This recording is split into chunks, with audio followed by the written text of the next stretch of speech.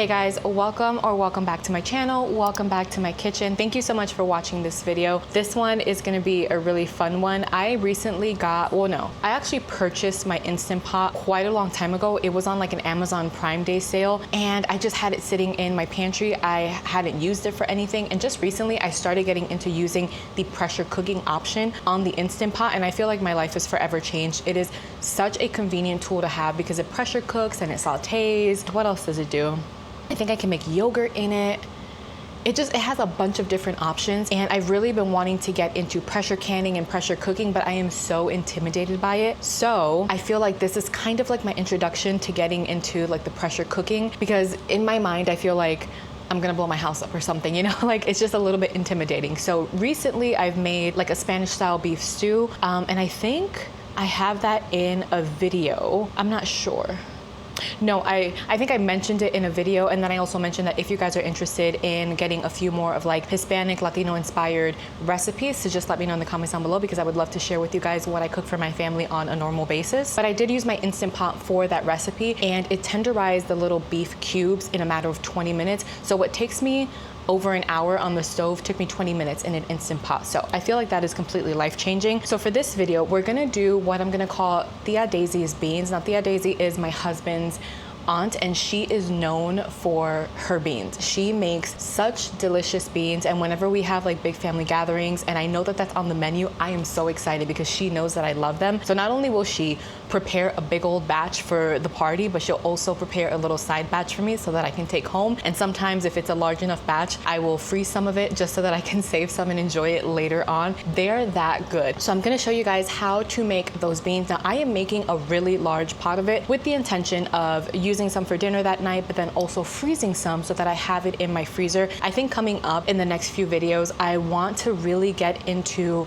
like I said, pressure canning, pressure cooking, having batch like meal prep days. I am a really busy mom of 3. I have 2 dogs. I run a whole household. I'm busy. And if I can have items that are already cooked or partially cooked in my pantry and in my deep freezer, that would make my life so much easier. Like, for example, I meal prepped a few pasta dinners while I was in my 3rd trimester of pregnancy, and last night was one of the nights that I just did not want to cook. So what did I do? I checked to see what I had in my deep freezer. I have like a little white erase board, and I will write down everything that's in my deep freezer, and I kind of just change the quantities and all of that stuff as I use stuff and put stuff in. So I saw that I had some $1 million spaghetti, so that's what I took out. I threw it in the oven. It was done in about 1 hour and 15 minutes, and dinner was super simple. So I want to get into making more of that because I think I have 1 freezer meal left, and I really don't have anything in my pantry as far as like cooked beans and like dried potatoes that are canned that I can make quick mashed potatoes. I don't have any of that because this is my first time getting into pressure canning. So I think that's what's going to be coming up on my channel in the next few videos, are some batch freezer cooking days. But for this video, back to the beans. I am attempting to recreate these beans. Now, Tia Daisy did give me her recipe. Did they turn out like her beans? No. I don't think I will ever be able to make her beans exactly because I feel like those beans are God tier, but these beans came really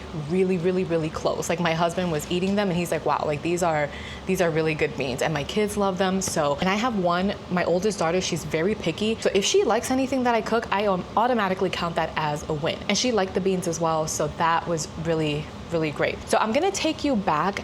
I think I'm gonna do maybe like a little bit of a voiceover, put some music on it, and I will have the recipe in the caption down below. Now, the reason why I'm doing a voiceover is on the day that I wanted to film this, it just turned into complete chaos. Like, we had a baby bottle that had fell on the floor, and I use glass baby bottles, so we're cleaning up the glass baby bottles, we're keeping the dogs away from it. I had one kid running around doing one thing, my other daughter's coming home from work. It was a lot of stuff going on, but I wanted to take the time and film it because I'm not sure when I'm gonna make this bean recipe again. And because I was batch prepping or batch cooking it, I knew that it was going to be a while before I made these beans again, and I wanted to give you guys the recipe because these are delicious, and I feel like the recipe needs to be shared and people need to try it. So I'm going to take you back on how I made these beans. I hope you guys try it. If you do, please let me know in the comments down below. And if there are any really good family recipes that you guys are willing to share, please leave them in the comments down below because I love to experiment with food and try different recipes. So I hope you guys like this video, and yeah, let's get into the recipe. All right guys, so here I have 4 cups of small red kidney beans. beans, and I'm gonna measure out and make sure that I have 4 cups because I believe that is the maximum my Instant Pot can hold. Now, I haven't tried this recipe with any other kind of beans. If you happen to try it with a different type of bean, please let me know in the comments down below if it came out good. I'm really curious to know.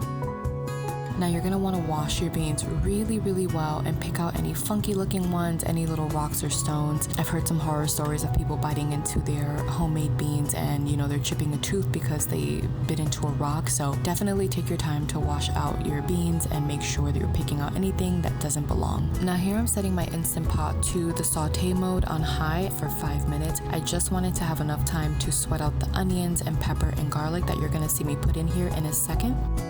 I have 1 whole white onion, and I think I'm adding in maybe about, I want to say a teaspoon or 2 teaspoons of olive oil. I roughly chopped up the white onion and I'm gonna add that in. And I'm also gonna add in a red bell pepper. In hindsight, I wish I would have diced it up instead of just throwing it in chunks because I had thought I was gonna take them out, but I ended up leaving the red peppers in. And I think having it in small chunks just would have been a little bit nicer. I'm adding in frozen garlic, and I actually made this in my kitchen staples video, so I will link it down below if you guys haven't seen it. And at this point, my kitchen was already smelling so good. I don't know about you, but I love the smell of onions and garlic. Now, the special ingredient in this is smoked pork hocks. Now, I don't eat this. I'm not a big fan, but it does give the beans its distinct flavor that they're known for, so I wouldn't skip it.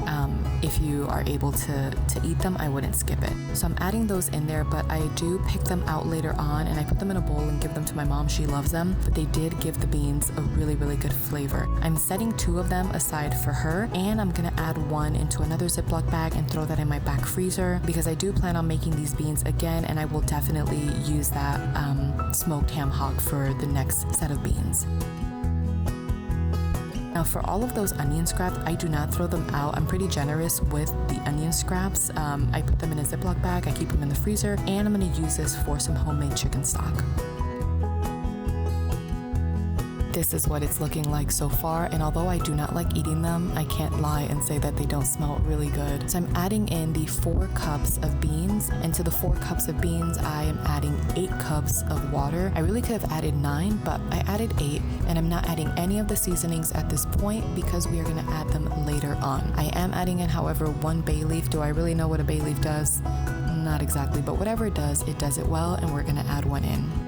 Giving that 1 last stir, and now we're gonna set it to pressure cook. And I looked it up online, and for small red kidney beans, it said 35 to 40 minutes. So I put to 45 just to be safe because I've had these beans in my pantry for a while, and I know that when the beans are a little bit older, they might take a little longer to cook. So I just wanted to note that you also wanna make sure that you are pressure cooking it on high.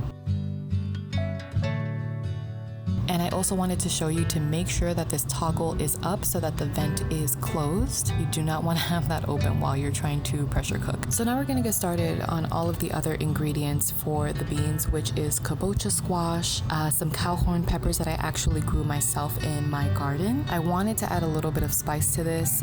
It does have chorizo as well, which also brings in some spice, but my family likes a little bit of heat, so I thought that adding in a cowhorn pepper would be really good. I'm also adding in 3 cubes of this frozen sofrito. Sofrito is basically just cilantro and peppers and onions kind of blended together, but if you guys want a recipe video on it, let me know in the comments down below and I'll make one for you. And this is the chorizo that I was talking about. So first things first, I'm going to cut this kabocha squash in half. I'm going to use half of it and save the other half. I ended up giving it to my mom, if I'm not mistaken. Now I want to scoop out all of the seeds because I really want to grow some kabocha squash this year. I don't think it's the time for it right now, but I figured I can scoop them out, clean them, let them dry, and use that closer to the fall time, I think, to plant out some kabocha squash in my little container garden and see what I get. Now, normally I like to eat kabocha squash either roasted or boiled, and I keep the skin on, but for this recipe, I didn't think that that would be good. I didn't think it would taste good, so I'm gonna take the time to carefully peel each piece of kabocha squash so that I am just left with the squash and no skin on it. And this was pretty tedious, I'm not gonna lie. There might be an easier way of doing this, but this is just how I thought to do it. And then I'm gonna go ahead and take them and cube them up into tiny little cubes. Now I've seen some people, or I've heard of some people making beans where they will take the kabocha squash but blend it, like cook it up and then blend it and add it to the beans as a thickener. I'm just gonna dice them up into little cubes like this and add it just like that. I'm chopping up my Cowhown pepper, and I'm gonna leave the seeds in because I really want that extra little punch of heat, and I'm just gonna dice them up into little slices. I'm so sorry the camera is shaking here. I hadn't noticed that.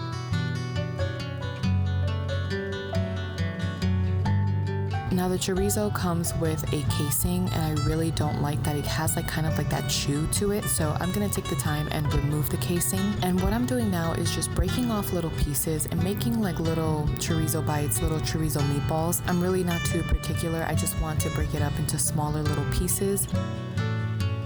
2 didn't seem like enough, so I ended up grabbing 1 more, and the amount of chorizo to bean I think was perfect, especially with all of the other things that we're adding into it. So I think 3 was a good amount. Now here's our little holy trinity of the things that we're adding into our beans. We're gonna set it aside for now and work on making our rice next. Now sometimes I like to put olive oil in my rice, or avocado oil, and sometimes I like to put butter, which is what I'm doing here. So I'm gonna add a little chunk of butter, and I'm going to salt my rice. I am not gonna add any other seasoning to the rice because I feel like the rest of the meal and the other components are already super flavorful, and I didn't want the rice to kind of compete with that. So I'm gonna keep it just as plain white rice. I'm gonna taste it and make sure that it is salted enough, and then move on to the next step, which is making some breadcrumbs. So I saved the sourdough bread specifically to make it into breadcrumbs. It was a little bit stale, and I threw it in my air fryer on air fry for 15 minutes. They feel pretty dry to me, so I'm gonna go ahead and scoop them all out. I'm gonna let them cool in the bowl before pulsing them. Now I have an immersion stick blender from Vitamix, and there is a little mini food chopper,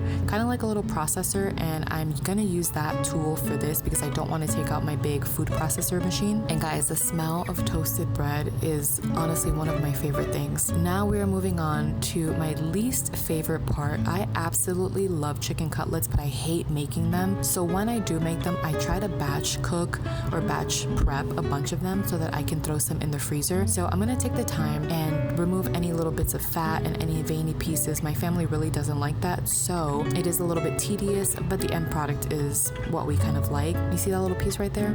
Yeah, that's not making the cut. But don't worry, all of these pieces that I'm cutting off will be boiled and given to my pups. I put it in with their food, so nothing goes to waste. So typically with chicken cutlets, you would cut them and then or slice them thin and then kind of pound them out. I really do not want to do that. So what I'm gonna do instead is take a chicken breast and try to get 2 to 3 slices depending on how thick the chicken breast is, and make it super thin so that I don't have to pound any of the chicken out. And it worked out beautifully. That is how thin I am making them, and I think I had 6 chicken breasts in total, so I got a pretty good amount of cutlets out of that. Here's all the chicken, quite a bit. My family's not gonna eat all of this in one day.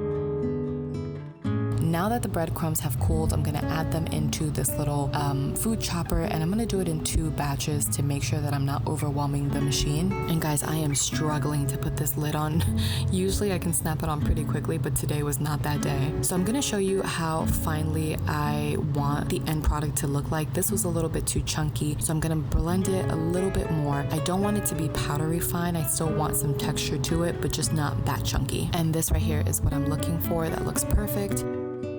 And through the power of editing, the second batch is done. I'm gonna add it into the bowl as well. Now I didn't think that this was enough breadcrumbs for all of those chicken cutlets, so I went ahead and grabbed out the last little bit of panko breadcrumbs that I had in my pantry, and I'm gonna add that to it. I'm also gonna cut about an inch thick cube of this Parmigiano Reggiano. I get it from Costco, and it's imported from Italy, and you get a really good bang for your buck buying it from Costco as opposed to getting it from, you know, Sprouts or Whole Foods. So I'm gonna grate some of that in, and then I will show you the rest of the seasonings that I am adding in to this. It is a little bit crumbly, but that's quite all right because those little extra pieces are just, you know, they're for the chef, and I am the chef in my house, so those are for me. And if you guys have any dogs in your house, then you know that there's a cheese tax that you have to pay. So here I am paying my cheese tax to the first little overlord in my house, and I'm gonna take the cheese tax to the second overlord, who is a diva and lazy. She was not gonna get off of that couch and come to the kitchen. So now that I've grated all of the Parmesan in, I'm gonna go ahead and add the rest of the spices. I like to season up my breadcrumb with some garlic powder. And I also like to add in a little bit of onion powder as well. If I had to guess, I'm gonna say a tablespoon of onion powder, or I'm sorry, a tablespoon of garlic powder and a half tablespoon of onion powder and smoked paprika. I'm also gonna add some salt and pepper to this, and this is the only component of the chicken cutlets that I'm going to salt. Everything else will also have some seasoning, just not salt, because I don't want it to be overly salty. We're going to give that a good mix, and then we're gonna set it to the side. The first component is done. Now the second component is the flour. So I have a cup and a half of flour here, and I'm gonna season it with the same 3 seasonings: onion powder, garlic powder, and paprika. I believe I also added in some black pepper, but again, no salt to this one.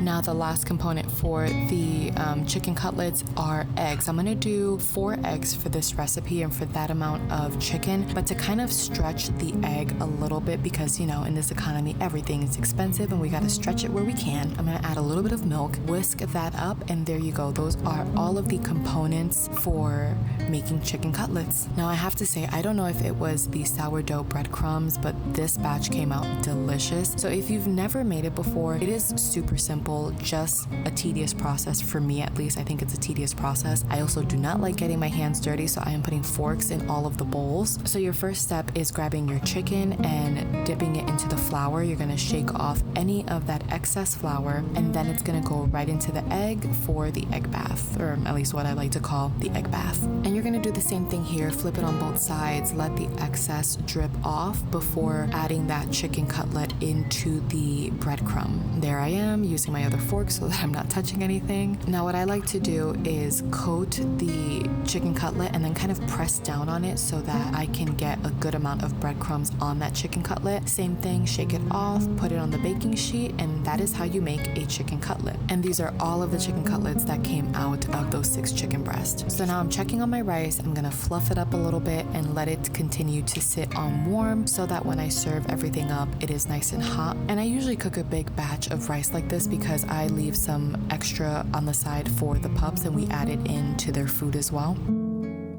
Now I just wanted to show you guys that I used a wooden spatula to press that little toggle down, and there is the rest of the pressure kind of releasing from the Instant Pot. I let it cook for 45 minutes, and then I did like a natural release. I kind of let the pressure come down naturally for about 20 minutes, and this is what we are working with here. It cooked up perfectly. They aren't mushy, but they are super soft and tender. So now I'm going to switch back to the saute option on high for 30 minutes, and at this point I'm going to start seasoning the beans. I'm taking out those smoked pork hogs. Like I said, my family doesn't enjoy eating them, so I'm gonna take them out, but my mom sure as heck likes them, so she got this on the side of her plate and she was a very happy camper. I'm adding in about another 2 cups of water just because it needed a little bit more liquid, and then I'm gonna start adding everything in. I'm adding in the cowhorn pepper, the sofrito, the kabocha squash cubes. And you see what I mean about the peppers. I wish I would have diced them up, but we still ate them and it was delicious. I just think for the future, I'll cube them up. I'm also adding in the chorizo. I'm also adding in a half of a can of some organic tomato paste to thicken it up just a little bit. And now we're gonna get into our seasonings. I'm adding in some adobo, but this is from a brand called Louisa. I'm really trying to stay away from like Goya and those kinds of brands just because their ingredients are not the cleanest. And there is an alternative that I found that tastes delicious and the ingredients are super clean.